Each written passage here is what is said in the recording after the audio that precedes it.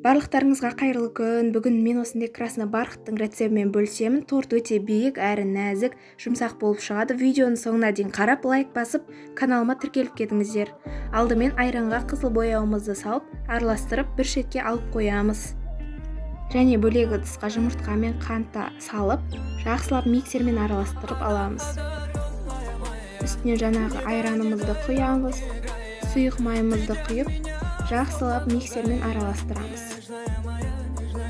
Електен өткізілген ұнды саламыз, разрыхительді салып, бір ас қасық какаомызды салып, бірінші қасықпен араластырамыз.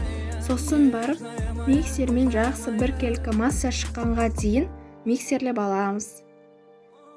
Тесто қою әдемі болып шығады. Пергамент қағазына форманы сызып, тестаны жағып, 180 градуста пісіріп аламыз да кремін жасаймыз. Творожный сырға сахарный пудра, сливки салып, қоюланғанша араластырып алып, видеодағыдай тортты жинаймыз. Мен шет-шетіне қалған крошкадан септім. Сіздер өз қалауларыңызша сәндейсіздер. Біздің тортымыз дайын. Видеоға лайк басып, каналыма міндетті түрде тіркеліп, комментарий қалдыруды ұмытпаңыздар.